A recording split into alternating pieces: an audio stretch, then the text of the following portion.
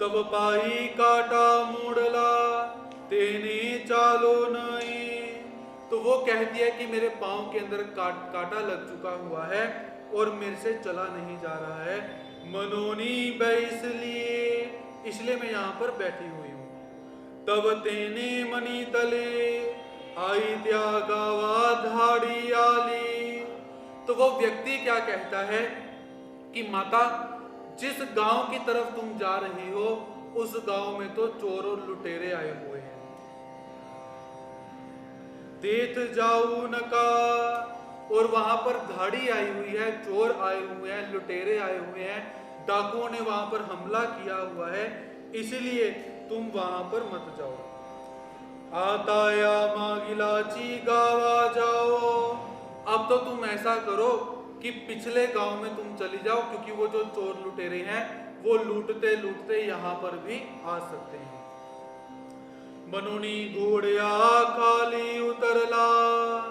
तो उस व्यक्ति ने क्या किया, स्वयं घोड़े से नीचे उतर जाता है। तयाते विनूनी बैसविले, और वो व्यक्ति क्या कहता है कि हे माता, आप इस घोड़े के ऊपर आकर बैठ जाओ। आनी घोड़िया वाउनी मागिला गावाचिया आखारानिले। और उस व्यक्ति ने क्या किया कि गोराइसा को घोड़े पर बिठाकर जो पिछला गांव है उस गांव में ले आता है। वहां पर जो अस्तबल बना हुआ है उस अस्तबल के पास आकर उतार देता है। तेथ उतरली आनी आपन निगाला। तो गोराइसा को वहां पर उतार कर स्वयं वहां से चला जाता है। मगते के तुलेनी काले भटोवासी आए किले। तो बहुत सारा समय व्यतीत हो गया।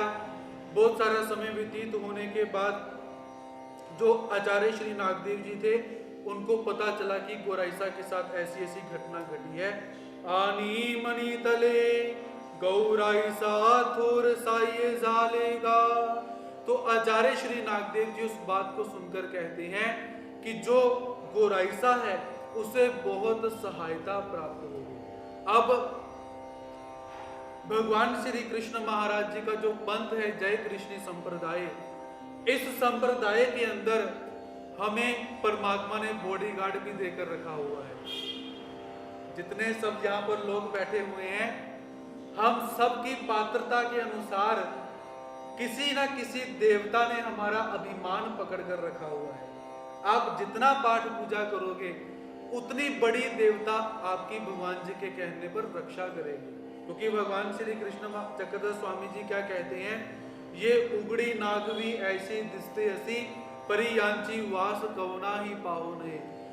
तो भगवान जी कहते हैं ये मेरे महात्मा जो हैं ये ऐसे फटके जो वस्त्र डालकर घूमते रहते हैं, झोली पकड़कर घूमते रहते हैं, काले हो चुके हैं, शरीर अस्थि पंजर हो चुका हुआ है, इनको कम मत समझना।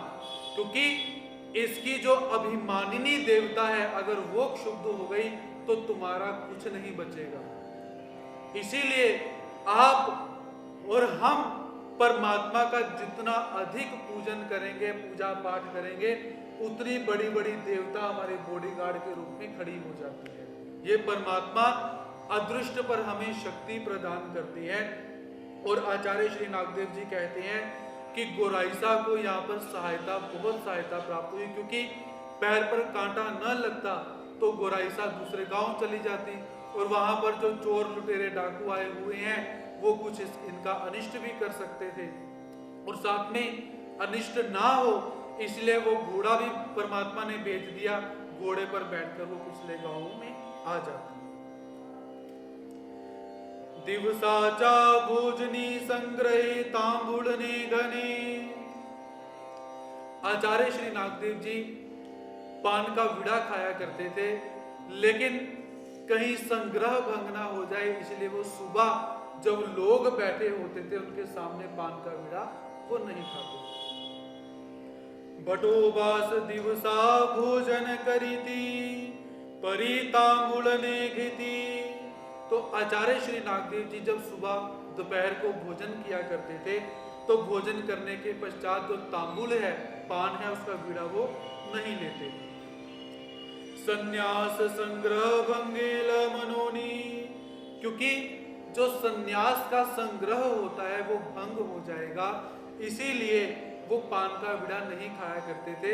रात को जब कोई उन्हें नहीं देखता था तब जाकर वो कभी पान का बीड़ा अवश्य खा लिया करते थे, लेकिन लोगों के सामने वो नहीं खाया करते।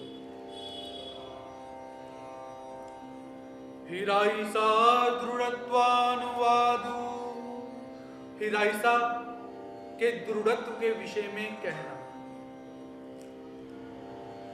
एकूदिसु भटोवासी दृढ़त्वावरी हे गोष्ठी सांगीतली। तो एक बार क्या हुआ, आचार्य श्री नागदेव जी निरूपण कर रहे हैं, तो निरूपण करते करते धर्म के ऊपर दृढ़ कैसे होना चाहिए ये विषय वहां पर चल रहा था। तो उस विषय को बताते बताते आचार्य श्री नागदेव जी ने एक बात बतलाई। भटोबासी मनीतले आमी हिराइसी भेटो गेलो। तो आचार्य श्री नागदेव जी कहते हैं कि एक बार क्या हुआ, हम हिराइसा से मिलने के लिए उसके गांव में गए। तब त्याची लेकी अशक्ति होती। हिराइसा की छोटी सी बेटी है, बहुत छोटी है, वो समय बहुत बीमार हो चुकी हुई है, बहुत ज्यादा बीमार हो चुकी है। आमी आलो संभ्रमू केला। हम वहां पर पहुंचे तो हमें देखकर जो हिराइसा थी उसने क्या किया कि हमें देखकर उठी, हमारा आदर किया, हमारा सत्कार किया।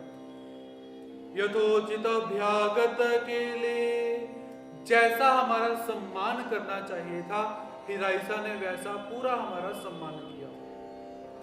आमी जेऊ बैसलो तब ते सरली। उसने हमारे लिए भोजन बनाया और हम भोजन करने के लिए बैठ गए। जैसे ही हम भोजन करने के लिए बैठे तो हुआ क्या, उसकी जो छोटी बेटी थी वो मर गई। ते कोना नेनता तैसी ची गुंडोनी ठेविली। तो हिराइसा को पता चल गया, अगर इस समय मैं रोती हूं तो सारे के सारे संत भोजन की थाली से उठ जाएंगे। तो उस हिराइसा ने क्या किया, अपनी मरी हुई बेटी को वैसे ही कपड़े में लपेटकर ऐसे ही पड़े रहेंगे। अवघी जेविली, सभी ने भोजन संपूर्ण किया। मगमागिला कड़ोनी हिराई जेविली, उसके बाद हिराइसा ने भी भोजन किया। अब देखिए, जिस माँ का बच्चा मर गया हो वो माँ, उसको रोने से ही फुर्सत नहीं होगी, लेकिन वो माँ भोजन कर रही है सबके साथ बैठकर। कितना दृढ़त्व उसके मन की होगा, कितना वो धर्म के प्रति पक्कापन उसके अंदर होगा, आप यहाँ पर जान सकते हैं। कवि बास आपने सांगाते जेविली। तो कवि मालो बास कहते हैं कि वो हमारे साथ ही उसने भोजन किया। मग आताची होती वो मनोनी संग्रहे चीरड़ी नली। तो जब सभी ने भोजन कर लिया तो भोजन करने के पश्चात वो कहती है कि रोना शुरू कर दिया कि अभी थी अभी मर गई, अभी थी अभी मर गई, ऐसा उसने रोना शुरू कर दिया। यही सी गोष्ठी बटुबासी सांगी तली। तो इस प्रकार धर्म के ऊपर दृढ़ता कैसी होनी चाहिए, ये जो बात थी आचार्य श्री नागदेव जी ने यहाँ पर बतलाई।